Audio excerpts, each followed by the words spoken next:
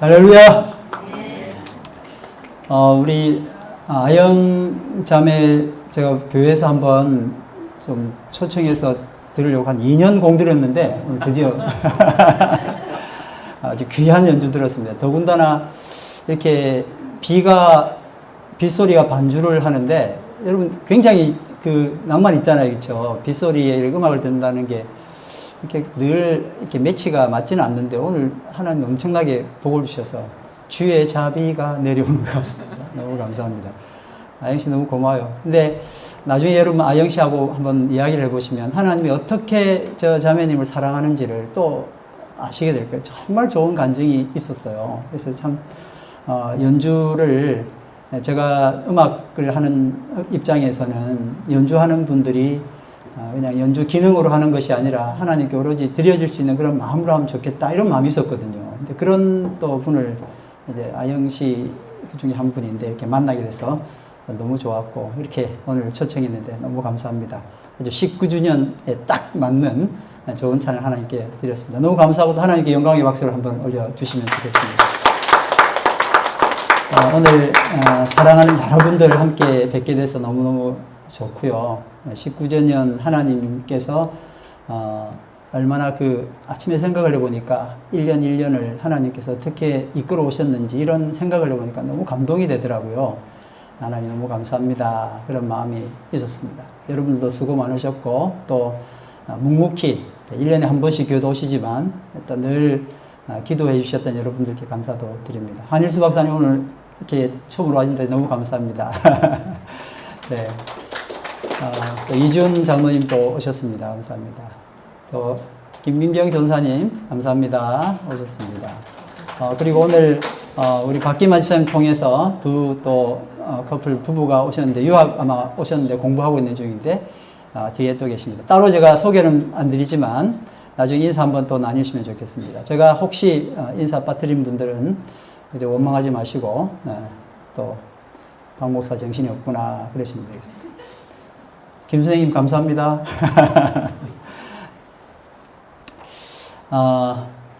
한번 저하고 노래 한번 같이 하겠습니다. 생명 주께 있네 능력 주께 있네 소망 주께 있네 주 안에 있네 아멘. 여기까지입니다.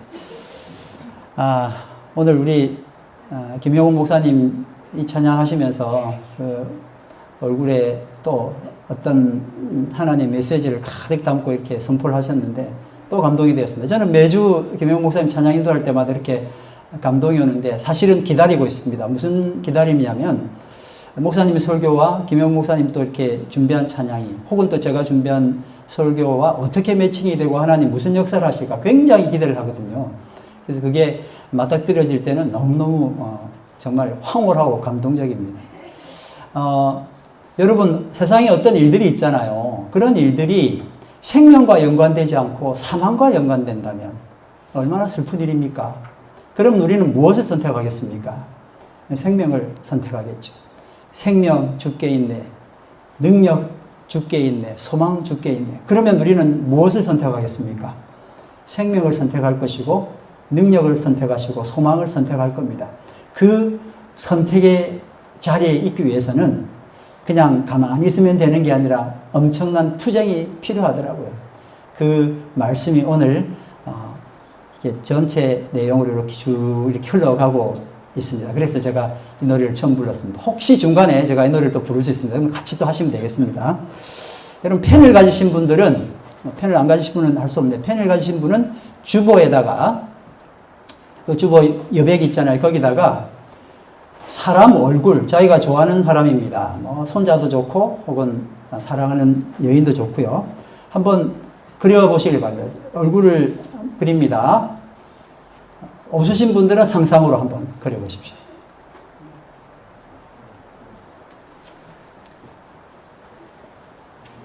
얼굴 그리는데 2시간 드리진 못하고 한 10초 정도 드리겠습니다. 다 그리셨습니까? 시작도 안 했는데요. 네. 아직도 펴고 계신 분이 계십니다. 자, 이제 그만하셔도 됩니다.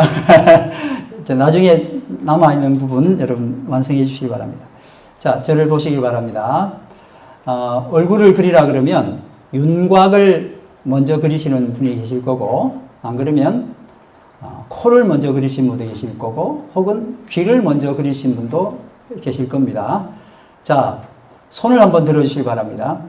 코나 입이나 눈이나 이걸 먼저 그리신 분. 처음에. 코, 눈. 테레사 집사님 뭐 먼저 그리셨어요? 눈 그리셨어요? 그 다음에 자매님 뭐 먼저 그리셨어요? 네. 코. 네. 자, 윤곽 먼저 그리신 분. 네, 감사합니다. 우리가 코 먼저 그렸다가 엄마한테 뒷다리 야단맞고, 야, 윤곽 먼저 그려야지 뭐 하는 거야. 이렇게 했던 분들은 다 윤곽을 그리셨을 겁니다. 만약에 코를 먼저 그렸거나 혹은 다른 쪽을 먼저 그리신 분은 유치원 어린아이이거나 안 그러면 그림을 엄청나게 많이 그려본 분일 거예요. 혹은 그게 아니라면 어떤 그런 특정 부위가 자기와 큰 연관이, 추억이나 이런 연관이 있어서 그 부위를 먼저 그려도 아무런 문제가 없다고 생각을 합니다. 오늘 이렇게 얼굴 이야기를 중간에 한 번 더 언급을 한번 해보겠습니다.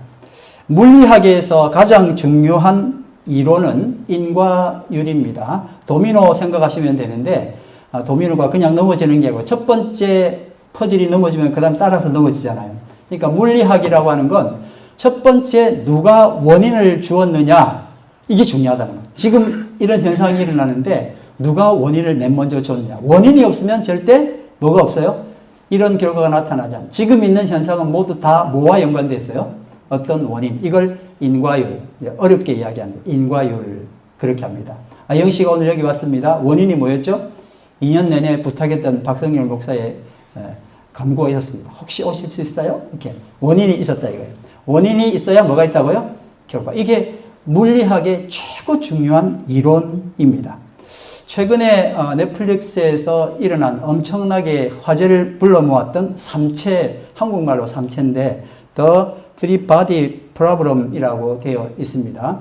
이 삼체라는 드라마가 아주 큰 유행을 했는데 혹시 보신 분들, 뭐 안 보신 분도 제가 다 말씀드리지는 못하겠습니다만은 삼체라는 게 태양이 3개 있다는 뜻이에요.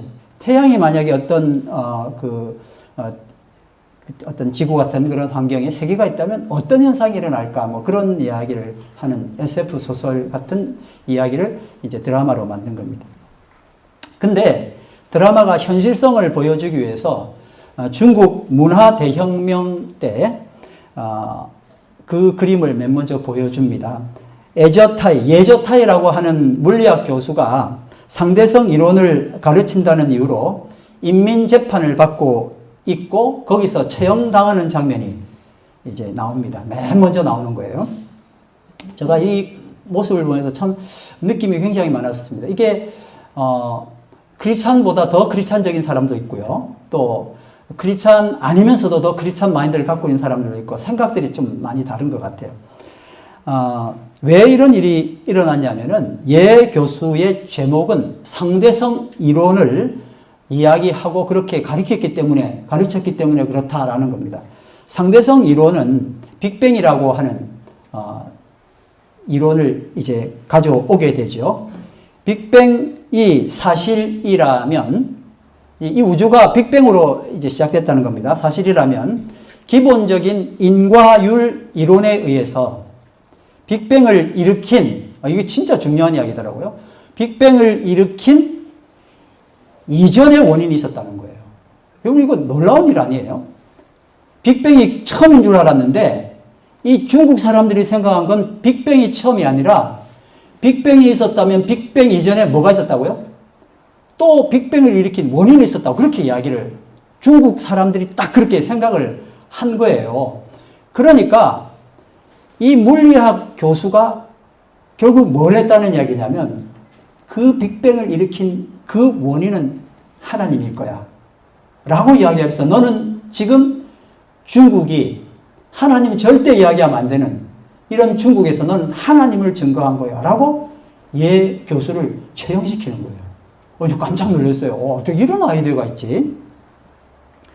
진짜 종교는 아편이라고 말하는 이 공산주의 신념의 위배에 대해서 빅뱅 이론을 가리킨 예 교수 처참하게 사형당하는 장면이었습니다. 그래서 중국 현대사의 암흑기 1966년부터 1976년까지네요. 이걸 이제 10년 동안 했기 때문에 잃어버린 10년, 상식이 무너진 퇴보된 10년 이렇게 이야기를 하고 있습니다. 자, 상식 이야기를 이만큼 하면 여러분들에게 한번 질문을 드려보겠습니다. 세 가지 질문인데, 첫 번째 질문. 자, 머리로 생각하시는 겁니다. 태양, 뭐라고요? 지구, 달. 다시, 태양, 지구, 달 중에서 가장 먼저 만들어진 건 뭘까요? 예진이가 태양이라고 그랬습니다. 태양이라고 생각하신 분? 네, 감사합니다. 손 안 드신 분은, 뭡니까? 다른 거가 있죠. 자, 두 번째 대답, 질문입니다. 태양과 식물 중에서 먼저 만들어진 건 뭘까요? 태양과 식물. 뭐 먼저 만들어진 거? 태양이라고 여러분들도 대답하고 계시죠. 아닌 분들도 계시겠죠. 그 다음에 세 번째 질문입니다. 밤과 낮을 나누는 기준은 뭘까요? 우리 예진이가 고맙게 실이 계속 태양이라고 지금 이야기하는데 다른 분들을 대변하는 것 같습니다. 다 태양일 거야. 우리는 그렇게 알고 있죠. 요게 지금 저희들이 알고 있는 세상적인 상식이고 그렇게 지금까지 알고 있었던 이야기들입니다. 그렇죠? 그러면 이걸 다시 오늘 이제 성경 말씀을 읽었잖아요. 창세기 1장 1절부터 19절까지 말씀을 읽었는데 그러면 성경이 말하는 성경 상식으로 제가 질문을 다시 한번 드려보겠습니다. 만약에 지금 답하고 좀 전에 말했던 답하고 같다. 이러면 성경 잘못 읽은 겁니다. 자, 첫 번째 질문 한번 드려보겠습니다. 태양, 지구, 달 중에 가장 먼저 만들어진 것은 무엇입니까? 성경은 뭐라고 그러죠? 네. 태초에 하나님이 천지를 창조하시니라 했더니 땅이 하고 바로 나왔어요. 땅이 먼저 있었습니다. 지구는 땅, 그쵸? 그러면 태양은 언제 만들어졌습니까? 넷째 날에 만들어졌어요. 태양이 몇째 날 만들어졌다고요? 넷째 날에. 세상 상식과는 전혀 반대되는 이야기입니다. 빅뱅, 은하계 생성, 태양계, 지구 순서로 생성되었다고. 적어도 태양이 있고 난 다음에 지구가 있어야 되는데 어떻게 지구 있고 난 다음에 태양이 있지? 안티크리스찬들은 과학이 발달하지 않았을 때 눈에 보이는 것과 상상으로 생각해서 쓰다 보니까 아마 몰상식한 이야기를 썼을 것이다. 옛날에 신화 정도다. 참 모르는 사람이 썼네 라고 비난합니다. 그리고 적지 않은 크리스찬들조차도 태양 다음 지구가 만들어졌을 것이라고 그렇게 생각합니다. 두 번째 질문입니다. 태양과 식물 중에 먼저 만들어진 것은 무엇입니까? 성경적 가치관으로 이야기하면 뭡니까? 식물이 몇째 날 만들어졌어요? 셋째 날. 넷째 날은 태양. 우리는 그냥 읽었는데 이거 큰일 났네. 세상 상식하고는 너무 멀어지는. 오늘 교회에서 이제 난리 났습니다. 이제 다 교회 그만둬야든지 둘 중에 하나를 해야 돼요. 세상 상식하고 너무 다른데 성경 이거 도대체 뭐야? 단지 단 한 장, 진짜 한 장입니다. 창세기 끝까지 읽지도 않고 그냥 창세기 1장만 가지고도 정말 이걸 믿어야 되는 건 세상의 상식을 전면적으로 거부해야 되는 정말 쉽지 않은 이야기가 되었습니다. 모른 척하고 그냥 지나가시지. 19주년 때 굳이 이야기를 하시나 싶으시죠. 자, 이걸 한번 여러분 창세기를 기록한 모세 입장에서 생각을 해보면 어떨까요? 모세는 이집트 문명의 최정점의 시기입니다.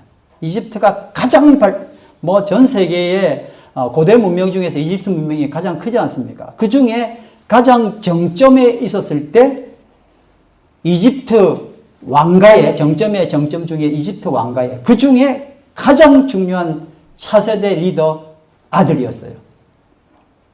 그 아들이 그냥 놀러 다니는 게 아니고요. 최고의 교육을 받거든요. 천문과학은 고대 최대의 문명, 이집트 문명의 근간이었습니다. 그리고 이 문명을 지탱시키고 발전시킨 것은 천문과학입니다. 더구나 이집트 신은 최고 신 이름이 라라고 하는 태양신이었습니다. 이게 주신입니다. 주신이어서 태양신은 신들 중에 신이라고 이야기를 합니다. 가장 위대한 신이죠. 이런 교육을 받은 그가 자기 생각과 지식과 경험을 바탕으로 자기 생각과 지식과 경험으로 창세기를 기록했다면 그는 첫째 날 하나님이 태양을 만드셨다라고 써야 됩니다. 그게 요감 먹고 그리고 가장 자기를 돋보이게 하는 방법입니다. 이것은 당시의 이집트 종교, 철학, 과학과도 그리고 그들의 신앙과도 정말 딱 맞아떨어지는 정말 합리적인 말입니다. 첫째 날 하나님이 뭘 만드셨다? 태양을 만드셨다. 이러면 모든 이야기는 종결됩니다. 그런데 이런 최고의 학문적 지식을 무시하고 다 알면서도 도저히 말이 안 되는 내용을 써야 했던 모세의 심정은 도대체 무엇이었을까요? 왜 모세는 이렇게 기록해야만 했을까요? 혁신이 아니라 자신의 무지함을 드러내는 정말 중국 문화재혁문보다 더 못한 짓을 왜 이렇게 기록했을까요? 모세는 불타지 않는 떨기나무 불꽃에 임하신 예수님 하나님을 만납니다. 출애굽기 3장 2절 말씀 다 같이 한번 읽어볼까요? 시작. 여호와의 사자가 떨기나무 가운데로부터 나오는 불꽃 안에서 그에게 나타나시니라. 그가 보니 떨기나무에 불이 붙었으나 그 떨기나무가 사라지지 아니하는지라. 이에 모세가 이르되 내가 돌이켜 가서 이 큰 광경을 보리라. 떨기나무가 어찌하여 타지 아니하는고 하니 상식에서 벗어난 희한한 일이 일어나고 있습니다. 저건 아닌데 잘못 본 거 아니야? 하고 거기를 갔다는 겁니다. 그런데 여호와의 사자는 지금 기다리고 있었습니다. 모세가 오기를 기다리고 있었다. 그렇게 표현하고 있습니다. 이게 참 3인칭 서술인데요. 하나님의 마음도 같다가 모세의 마음도 같다. 모세가 직접 저술하지만 그렇게 하는 거예요. 하나님이 기다리셨다. 주의 사자가 모세가 오늘 기다렸다라고 그렇게 표현하고 있어요. 성경의 모든 이야기들은요. 하나님이 먼저 가세요. 사람이 하나님을 찾아가는 건 크리스찬 종교가 아닙니다. 거의 하나님이 누구를 찾아와요? 사람을 찾아오세요. 찾아오셨어요. 찾아왔는데 그냥 세상적 상식, 세상적 아이디어로 찾아오신 것이 아니라 전혀 세상의 상식과 벗어난 방법으로 찾아오셨는데 떨기나무가 타고 있는데 타면 죄잖아요. 그렇죠? 세상의 이치예요. 근데 죄가 아니라 계속 걔는 나무는 그대로 있고 계속 또 타고 있는 거예요. 꺼지지 않는 불 가운데 모세가 들어간 겁니다. 상식이 무너지는 신비한 경험이었습니다. 모세는 그래서 이 불타지 않는 나무에서 정말 많은 대화를 주님과 했을 겁니다. 성경은 이미 그 대화들을 많이 기록하고 있습니다. 모세는 상식을 무시하고 나타난 분께 당신이 누구냐라고 물었습니다. 임재의 불꽃에서 주께서 이렇게 말씀하셨습니다. 나는 존재다. 한번 따라합니다. 나는 존재다. 이 말은 나는 존재를 존재케 하는 이다 라고 말씀하신 겁니다.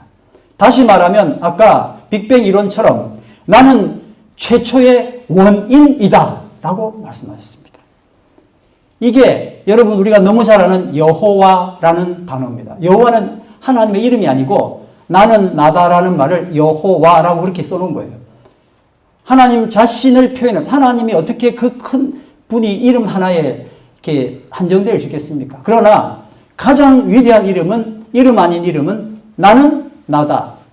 나는 존재다. 나는 원인이다. 라고 말씀하신 여호와에 담겨 있었던 겁니다. 중국 문화 대혁명 당시에 수많은 물리학자들이 처형된 이유는 인과율, 원인이 있으면 결과는 원인 때문에 생긴다라는 물리학에 흔들릴 수 없는 이 원리 때문이었습니다. 그런데 물리학자들이 처음에는 신을 인정하지 않다가 요즘은요 많이 바뀌었던데요. 이렇게 최초의 아니야 그 전에 누가 움직였어. 근데 또 그 전에 누가 움직였어. 또 누구 이렇게 해서 계속 누군가가 움직였다는 것을 원으로 만들었고 그냥 뱅뱅뱅뱅 도는 이 일들을 물리학에서 말하니까 너무 좀 초라하거든요. 그래서 일단 나가자. 최초의 원인자는 있어야 된다라고 말하면서 이걸 하나님은 아니지만 최초의 원인자는 있어야 돼라고 말하는 게 이제 물리학의 주류가 되었습니다. 그래서 그들이 말하는 신이라고 하는 그 신은 하나님은 아니지만 하여튼 신은 있어야 된다라고 이제 고백을 했죠. 물리학자들이 요즘 뭐 유튜브에 많이 이야기 나오는데 그들이 하는 이야기에 원인자, 원인을 제공하는 그 누군가는 기독교가 말하는 신인지 아닌지 모르지만 하여튼 신이어야만 한다라고 이제 결론이 난 겁니다. 근데 여러분, 모세는 이렇게 사물이 있게 한 원인이신 분을 만난 거예요. 그때. 모세는 홍해가 갈라져서 거대한 물벽을 이루고 바다 속으로 난 마른 땅을 밟고 건너갔습니다. 출애굽기 14장 16절 17절 다 같이 읽습니다. 시작. 모세가 바다 위에 손을 내밀매 여호와께서 큰 동풍이 밤새도록 바닷물을 물러가게 하시니 물이 갈라져 바다가 마른 땅이 된지라. 이스라엘 자손이 바다 가운데로 육지를 걸어가고 물은 그들의 좌우에 벽이 되어. 모세는 이런 상식을 넘어가는 하나님께 압도당할 수밖에 없었습니다. 인간의 과학으로는 해석하지 못하는 일들이 세상에 너무나 많습니다. 아니요, 과학으로 다 해석할 수 있잖아요. 그건 그냥 우리가 과학 시간에 들었던 이야기이고요. 과학이란 경험, 측정 이런 것들을 사용해서 증거하고 이런 현상의 원리를 밝혀내는 과정이기 때문에 그렇습니다.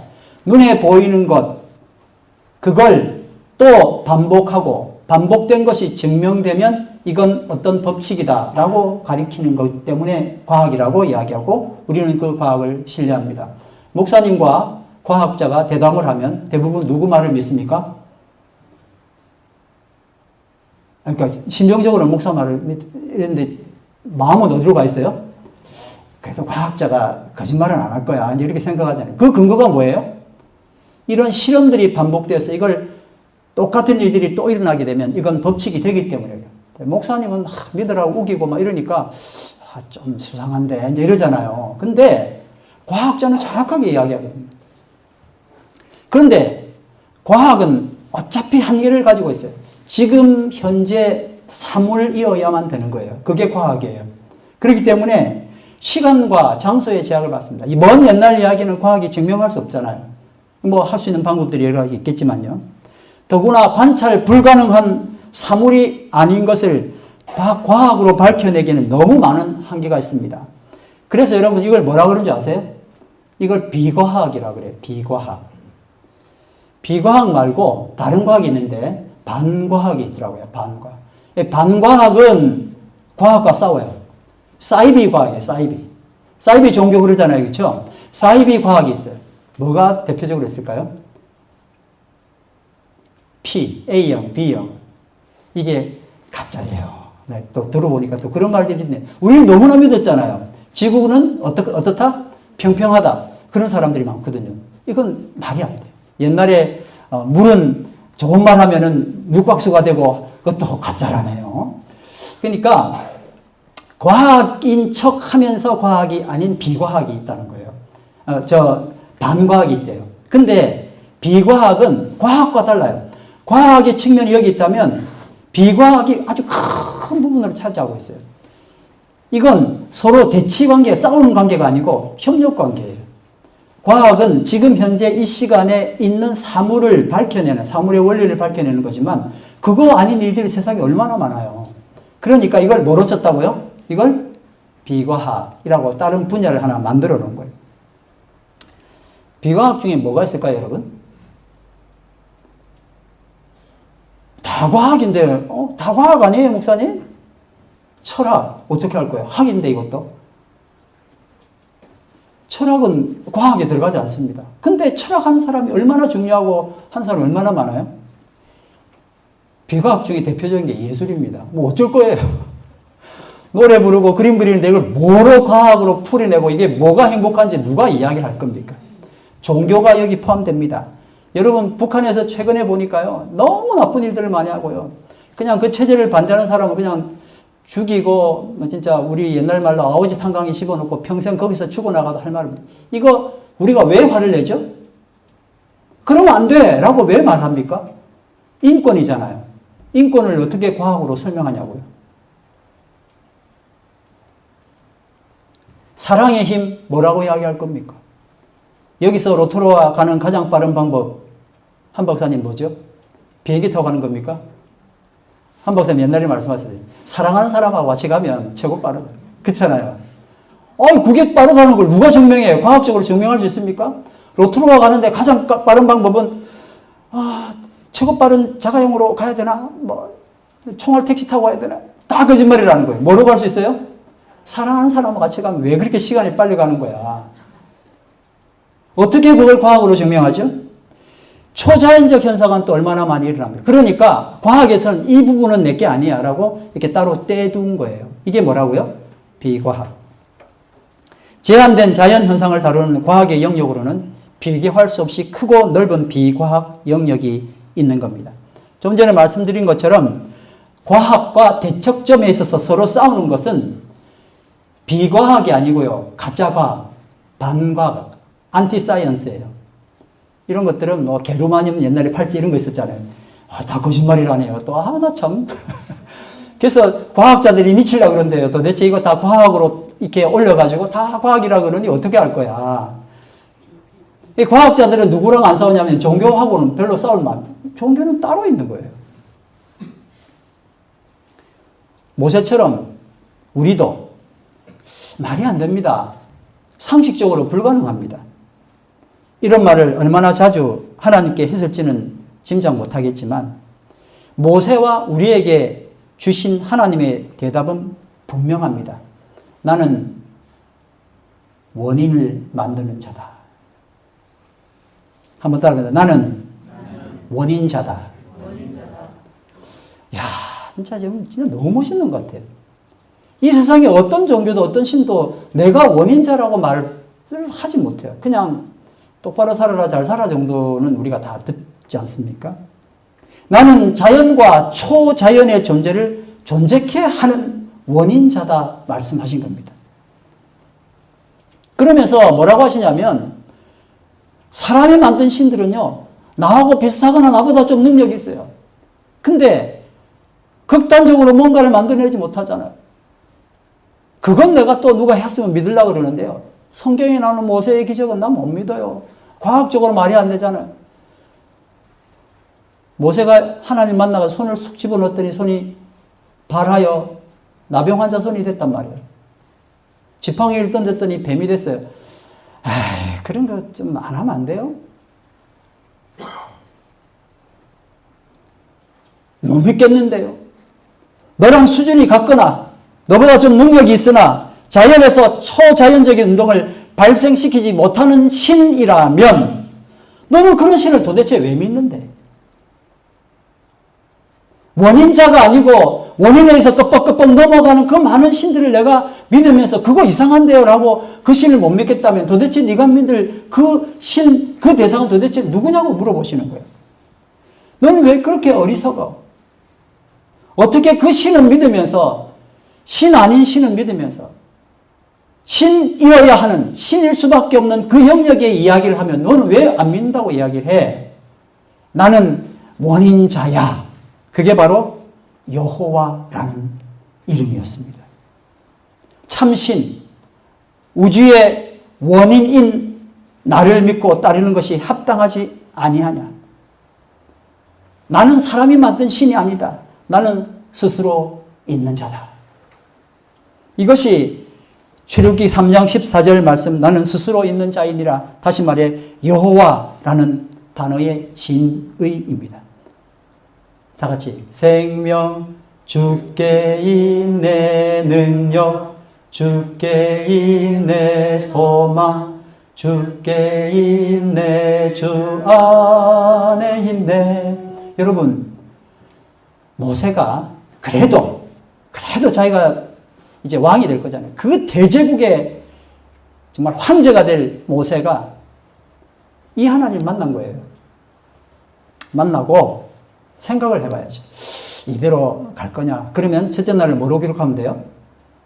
이제 이 말씀은 모세가 자기가 상상하고 소설 쓴 게 아니고 하나님으로부터 주어진 말씀이잖아요.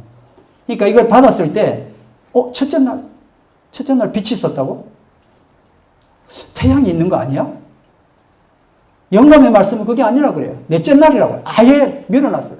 여러분, 하루, 이틀, 사흘, 나흘 이렇게 이야기하는 하루는 무슨 기준으로 갑니까? 태양이라고 그랬잖아요. 근데 여러분, 창조의 저녁이 되고 아침이 되니 이는 첫째 날이라. 그렇게 첫째 날이 하루 갔어요. 그 다음에 또 저녁이 되고 아침이 되니 하고 둘째 날이 갔다니까요. 그리고 또 저녁이 되고 아침이 되니 셋째 날이 갔어요. 태양이 없었는데요. 근데 하루가 가네요. 오늘 이걸 고백하셔야 돼요. 하나님, 태양이 없어도 하루가 가는군요. 내가 그렇게 간절하게 믿었던 어떤 태양이 지금 내 몸에서 사라졌는데, 내 주변에서 사라졌는데 나 어떻게 해요? 아니, 태양 없어도 세상 하루하루는 돌아가. 3일째까지 그렇게 갔어요. 넷째 날에 뭐가 만들어졌어요? 태양이 만들어졌어요. 그래도 그건 아니잖아요. 모세가 그렇게 이야기할 수 있습니다. 그러나 모세는 생명 주께 있네, 소망 주께 있네, 생명의 근원이신 하나님을 만났기 때문에 이거를 안 쓸 수가 없었던 거예요. 아까 그림 여러분 다 그리셨죠? 제가 김정기라고 하는 드로잉 작가를 봤는데요. 이분은 이거보다 더 큰 판에 그림을 그리기 시작해요. 다 보면 대단한, 여러분 나중에 한번 김정기 찾아보시죠. 다 보면, 와, 이 사람이 어떻게 이걸 그렸지? 처음에는 그냥 눈 먼저 그려요, 눈 먼저. 그리다 보면 얼굴이 다 나온답니다. 여러분, 하나님께서, 야, 이제 지구를 만들어야지? 이렇게 생각하시고, 태양 만들고, 그 다음에 지구 만들고, 그 다음에 달 만들고, 이렇게 하셔도 되지만, 하나님이십니까? 나 다 잘 아니까. 너무 잘 아니까. 어떻게 그리면 코 먼저 그려도 얼굴, 눈 어디 그릴지 다 아니까. 뭐 먼저 만들 수 있어요? 지구 먼저 만들 수 있죠. 그건 대가의 이야기죠. 충분히 가능합니다. 혹은 하나님이 지구를 먼저 만드셨다는 그 은혜는 뭐로 다가오냐면 하나님이 여기에 관심이 있으시구나.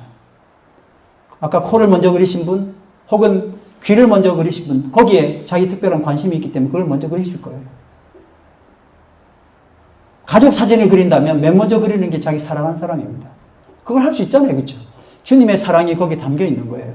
그리고 주변을 그리셔도 얼마든지, 여러분 근데 그거 못하면 하나님이세요? 당연히 하나님은 넉넉히 하실 수 있는 거예요. 할렐루야. 그 하나님을 모세는 고백한 거예요. 목숨 걸고 고백한 거예요. 나는 이런 하나님, 생명의 주관자 되시는 하나님 앞에 내 모든 것을 드리겠다. 그래서 그는 그 글을 그렇게 적어가기 시작한 겁니다. 퇴보를 하는 것이 아니라 인간의 상식을 뛰어넘는 초상식을 써 내려가리라고 결정했습니다. 하나님이시라면, 내가 믿는, 내가 신뢰하는 하나님이라면 이 정도 가지고는 아니야. 그 위에 있는 더 많은 과학과 비과학 사이도 엄청난 차이가 있는데요. 내가 지금 상상치도 못할 하나님과의 관계에 있어서 더 많은 영역을 하나님이 가지고 계시다면 이건 우리가 그 하나님을 믿고 따르고, 근데 그 하나님 바로 나를 찾으셨다면 믿고 따르는 것 얼마나 행복한 일이고, 근데 이것이 생명을 전수하는 일이에요. 생명을 수여하는 일입니다. 그럼 여러분 뭘 선택하시겠습니까? 모세의 갈등은 거기 있었던 거예요. 내가 가지고 있는 이 많은 지식들을 이제 내가 포기하고 생명을 위하여 하나님이 나에게 던져주신 영감의 말씀을 글로 쓰자. 누가 욕을 하더라도 난 쓸 거야. 자신의 힘과 명예와 목숨과 의지를 다 동원해서 창세기 첫 번째 장을 기록한 것입니다. 모세는 하나님께서 내리신 영감의 말씀을 당대 최고의 상식을 기준으로 적당히 바꿀 수 없었습니다. 오히려 모세는 하나님 편에 서서 우물 안 개구리에서 우물을 알아간 개구리로 살아가라고 이 땅을 살려내는 생명의 하나님을 만나고 하나님의 진리의 말씀을 담대하게 선포했던 것입니다. 하나님은 자연을 있게 한 원인자이시니라. 모세는 하나님이 주신 영감으로 하나님이 하신 일을 하나하나 정확하게 또박또박 써 내려가기 시작합니다. 태양보다 지구가 먼저 만들어졌다 해도, 태양보다 식물이 먼저 만들어졌다 해도, 태양보다 먼저 밤과 낮이 있다고 해도 모세는 그대로 하나님이 주신 감동으로 창세기 1장을 써 내려간 것입니다. 이렇게 성경은 하나님의 진리만을 소화하기 위해서 목숨 걸고 그 세대에 우뚝 섰던 하나님의 사람에 의해서 기록된 것입니다. 위대하신 하나님, 진정 모든 것의 원인 되시는 전능하신 그리고 진정한 주인이신 하나님을, 더구나 그 하나님이 의도적으로 자신을 찾아오셨다라고 그는 선포했습니다. 나는 세상의 빛이라 말씀하신 예수께서 창조의 첫날 빛을 만드셨습니다. 하나님이 이르시되 빛이 있으라 하시니 빛이 있었고, 모든 논란은 여기서 종결됩니다. 태양, 달, 별들, 이들은 빛이 아니면 결코 존재할 수 없는 것들이었습니다. 그러니 태양, 달, 별들 이전에 빛이 있어야 하는 것입니다. 실상 태양, 달, 별들은 우리에게 그들을 존재하게 만드는 빛에 포커스를 두게 합니다. 그리고 태초에 그 빛은 모든 빛들의 아버지이신 창조주 하나님께로 우리를 이끕니다. 이제 말씀이 좀 더 있지만 여기서 줄이려고 합니다. 오늘 19전을 맞이해서 저는 그렇게 생각했었습니다. 하나님, 우리가 무엇을 해야 하는 겁니까? 하나님 혹시 바라는 게 혹시 있으신가요? 이 세상을 향해서 빛을 위하여 모든 것을 선포하라. 할렐루야. 여러분, 이게 현재 19년을 맞은 우리 교회의 사명인 줄로 믿습니다. 세상은 이게 아니라고 이야기할 수 있어요. 네, 아닐 수 있죠. 그러나 우리는 전능하신 하나님, 원인 되신 하나님을 믿는 사람들입니다. 그러니 그 원인 되는 하나님을 모시고 주께서 말씀하신 바를 선포하여서 이 땅에 생명, 주께 있네 능력, 주께 있네 소망, 주께 있네 주 안에 있네. 한 번 더. 생명, 주께 있네 능력, 주께 있네 소망, 주께 있네 주 안에 있네. 할렐루야. 기도하시겠습니다. 사랑의 아버지 하나님, 은혜를 감사합니다. 오늘 주님께서 저에게 주신 이 귀한 말씀, 특별히 19주년 하나님께서 허락하셔서 주의 자녀들이 다 이렇게 모였는데, 이 기쁨과 감동 하나님이 허락하시면서 우리에게 주신 귀한 사명이 있습니다. 오늘 정말 마음과 뜻과 정성을 다해서 하나님 당신을 선포할 수 있는 우리 모든 예수찬양교회 공동체 될 수 있도록 축복하여 주시옵소서. 감사와 찬양 드리며 예수님 이름으로 기도드립니다. 아멘.